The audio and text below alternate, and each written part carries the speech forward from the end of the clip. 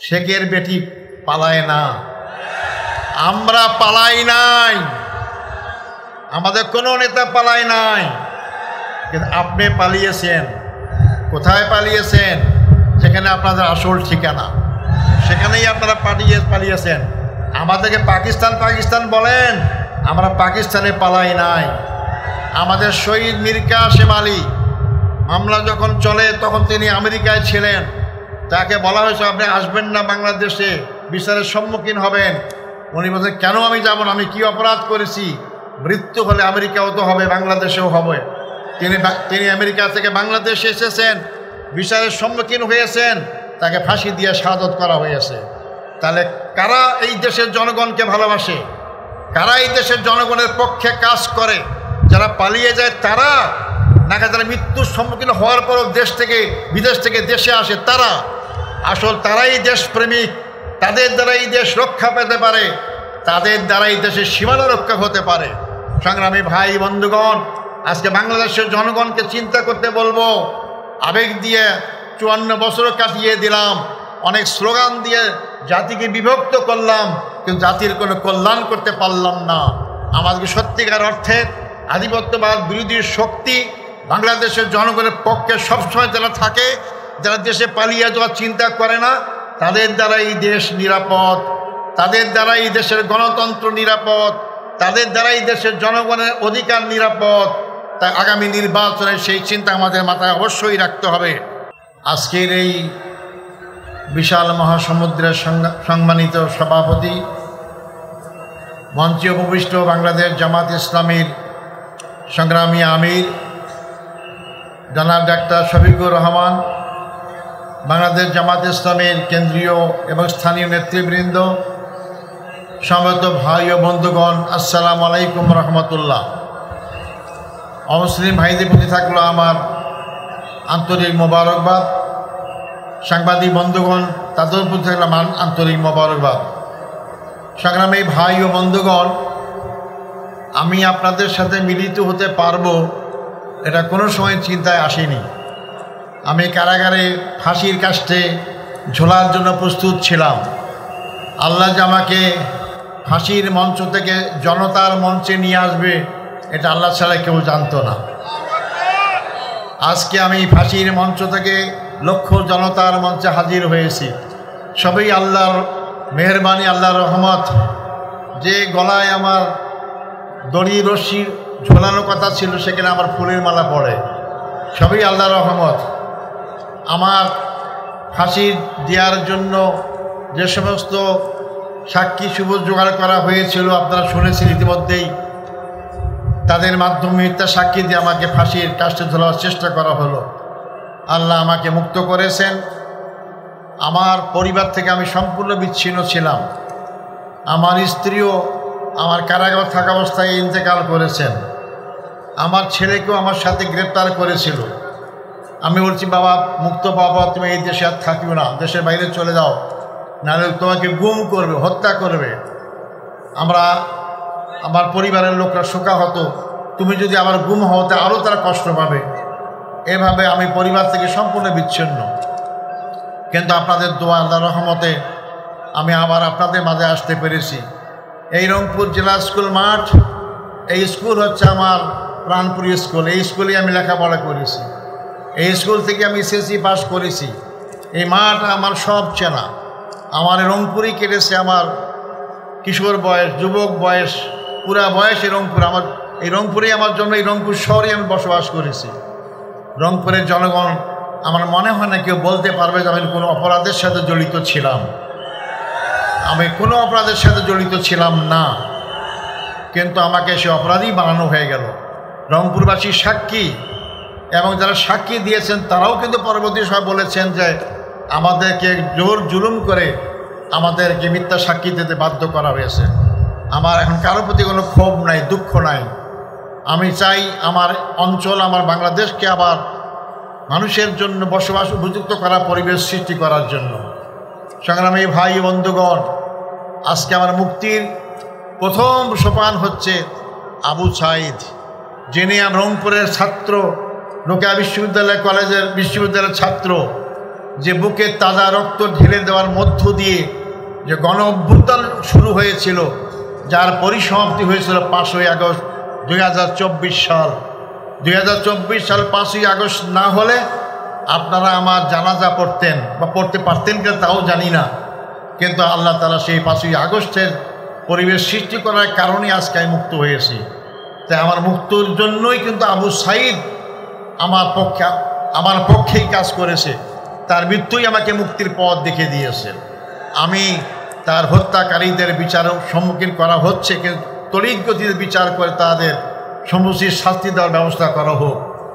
সংগ্রামী ভাই বন্ধুগণ, আমি এখানে যারা আছে আমাদের নেতৃবৃন্দ, তাদের চেয়ে অনেকের আমার বয়স একটু বেশি। আমি যাদের সাথে কাজ করেছি, আফসোস দুঃখ আজকে তারা কেউ আমার সাথে নেই। তাদেরকে হত্যা করা হয়েছে। আমাদের দলের প্রধান মৌলানা মতিউর রহমান নিজামীকে মিথ্যা মামলায় হত্যা করা হয়েছে। আমাদের পার্টির সেক্রেটারি জেনারেল জনাব আলী হাসান মোহাম্মদ মুজাহিদ, তাকে হত্যা করা হয়েছে। আমাদের পার্টির 2 জন সহকারী সেক্রেটারি জেনারেল জনাব মোহাম্মদ কামারুজ্জামান আব্দুল কাদের মোল্লা এবং নির্বাহী পরিষদ সদস্য জনাব মীর কাসিম সাহেব আলীকে ফাঁসির কাস্টে দিয়ে হত্যা করা হয়েছে। আমি তাদের আত্মার মাগফিরাত কামনা করি। তাদের পরিবারে যারা জীবিত আছেন শোকসহ পরিবারদের আমি সমবেদনা জ্ঞাপনা করি, এবং এই সমস্ত মামলার মাধ্যমে যাদেরকে হত্যা করা হয়েছে আমি তাদের বিচার আওতায় আমি দাবি জানাচ্ছি। এই কারাগারেই যারা ফাঁসি হয়েছে কিন্তু কার্যকর করা হয়নি, মামলার রায় হয়েছে, যাবজ্জীবন দেওয়া হয়েছে, অথবা মামলা চালাবার অবস্থায় ছিল, তাদেরকেও হত্যা করা হয়েছে কারাগারে বিনা চিকিৎসায়। তার মধ্যে অধ্যাপক গোলাম আজম, আপনার নাম জানেন, আমার মৌলানা আবুল কালাম আজাদ, মৌলানা আবুল কালাম ইউসুফ, তাকে হত্যা করা হয়েছে। মৌলানা আব্দুস সোবহান, যিনি 5 বার জাতীয় সংসদের সদস্য নির্বাচিত হয়েছিলেন। যারা যুদ্ধ অপরাধ করে, যারা মানবতা বিরোধী অপরাধ করে, তারা কি এই জনগণের ভোটে নির্বাচিত হতে পারে? আমি চ্যালেঞ্জ দিয়ে বলতে পারি দুনিয়ার কোনো দেশে এরকম কোনো উদাহরণ নাই, কিন্তু তাদেরকেও তো ফাঁসির কাছে ঝুলাবার চেষ্টা করা হলো। এটাই আজব এক বাংলাদেশ, আজব এক আমাদের ক্ষমতায় যারা ছিলেন তাদের চরিত্র। সংগ্রামী ভাই বন্ধুগণ, সবচেয়ে দুঃখজনক হচ্ছে আমাদের আন্তর্জাতিক খ্যাতি সম্পন্ন আলেমে দ্বীন মুফাসসিরে কোরআন, যাকে কোরআনের পাখি বলা হয়, মৌলানা দেলাওয়ার হোসেন সাঈদীকে কারাগার থেকে চিকিৎসা না দিয়ে শেষ পর্যায়ে হাসপাতালে নিয়ে সেখানে হত্যা করা হয়ে গেল। তাই আমি আজকে আপনাদের মাধ্যমে বর্তমান সরকারের কাছে দাবি জানাতে চাই, যারা এই মানবতাবিরোধী অপরাধে জড়িতকে হত্যা করা হয়েছে, হত্যার ষড়যন্ত্র করা হয়েছিল, এই বিচার প্রক্রিয়ার সাথে যারা যেখানে যেভাবেই জড়িত সবাইকে আইনের আওতায় নিয়ে এসে তাদের বিচার করতে হবে, এবং যারা এই বিচারের সম্মুখীন হয়ে হত্যার সম্মুখীন হয়েছেন তাদের ক্ষতিপূরণ দান করতে হবে। সংগ্রামী ভাই ও বন্ধুগণ, আজকে আমি বলতে চাই গর্বের সাথে, আমার রায়ের মাধ্যমে এটি আমার আজহারুল ইসলাম মুক্তি পায় নাই, আমার রায়ের মাধ্যমে বাংলাদেশ জামাত ইসলামীর দীর্ঘদিনের মিথ্যা অপবাদ থেকে মুক্তি পেয়েছে। সর্বোচ্চ আদালত রায় দিয়েছে, ন্যায়ভ্রষ্ট রায়, বেলা বহেছে, আইনটাই বেআইনি। সেই আইনের মাধ্যমে যাদেরকে হত্যা করা হয়েছে, এই অপবাদ দেওয়া হয়েছে জামাত ইসলামীকে, তারা মানবাধিকার অপরাধ করেছে। আজকে আইনের মাধ্যমে সুপ্রতিষ্ঠিত হয়েছে, আমিও মুক্তি পেয়েছি, ইসলামী আন্দোলন মুক্তি পেয়েছে। এটাই আল্লাহর বিচার, ন্যায় বিচার আল্লাহ করেন। 5ই আগস্ট আমরা জেলখানায় ছিলাম, আমরা কল্পনাও করিনি যে হাসিনা ক্ষমতা ছাড়তে বাধ্য হবে, কিন্তু রাখে আল্লাহ মারে কে? আল্লাহ যে অনেক কিছুই করতে পারেন। মনে হলো যে আল্লাহ সরাসরি এই বিপ্লব ঘটার ব্যবস্থা করেছেন। মনে হলো যে লক্ষ লক্ষ লোক আমরা দেখতে পাচ্ছিলাম কারাগার থেকে, লক্ষ লক্ষ লোক রাজপথে নেমেছে, মনে হয় যে আবাবিল পাখির মতো হাজির হয়েছে লক্ষ লক্ষ লোক। আল্লাহ ফেরেশতারা হাজির হয়েছেন এবং তার পতন হয়েছে। যার পতন হয়েছে তিনি কি বলতেন? শেখের বেটি পালায় না, আমরা পালাই নাই, আমাদের কোনো নেতা পালায় নাই, কিন্তু আপনি পালিয়েছেন। কোথায় পালিয়েছেন? যেখানে আপনাদের আসল ঠিকানা, সেখানেই আপনারা পালিয়েছেন। আমাদেরকে পাকিস্তান পাকিস্তান বলেন, আমরা পাকিস্তানে পালাই নাই। আমাদের শহীদ মীর কাসেম আলী মামলা যখন চলে তখন তিনি আমেরিকায় ছিলেন, তাকে বলা হয়েছে আপনি আসবেন না বাংলাদেশে, বিচারের সম্মুখীন হবেন। উনি বলছেন কেন আমি যাব না, আমি কি অপরাধ করেছি? মৃত্যু হলে আমেরিকাও তো হবে, বাংলাদেশেও হবে। তিনি আমেরিকা থেকে বাংলাদেশে এসেছেন, বিচারের সম্মুখীন হয়েছেন, তাকে ফাঁসি দিয়ে শাহাদত করা হয়েছে। তাহলে কারা এই দেশের জনগণকে ভালোবাসে, কারা এই দেশের জনগণের পক্ষে কাজ করে? যারা পালিয়ে যায় তারা, নাকি যারা মৃত্যুর সম্মুখীন হওয়ার পরও বিদেশ থেকে দেশে আসে তারা? আসল তারাই দেশপ্রেমিক, তাদের দ্বারা এই দেশ রক্ষা পেতে পারে, তাদের দ্বারা এই দেশের সীমানা রক্ষা হতে পারে। সংগ্রামী ভাই বন্ধুগণ, আজকে বাংলাদেশের জনগণকে চিন্তা করতে বলবো।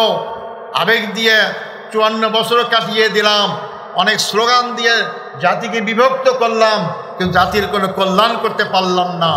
আমাদেরকে সত্যিকার অর্থে আধিপত্যবাদ বিরোধী শক্তি বাংলাদেশের জনগণের পক্ষে সবসময় যারা থাকে, যারা দেশে পালিয়ে যাওয়ার চিন্তা করে না, তাদের দ্বারা এই দেশ নিরাপদ, তাদের দ্বারা এই দেশের গণতন্ত্র নিরাপদ, তাদের দ্বারা এই দেশের জনগণের অধিকার নিরাপদ।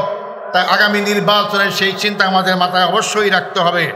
সংগ্রামী ভাই বন্ধুগণ, আমি যে মুক্তি পেয়ে গেলাম, এটা কি আমার এক্সটেনশন লাইফ না, বর্ধিত জীবন না? আমি তো শহীদ হয়ে যেতাম, আমাকে ফাঁসির ঝুলে আপনার সাথে দেখা হতো না। তা আল্লাহ আমাকে বাঁচিয়েছেন, এটা আমার বর্ধিত লাইফ।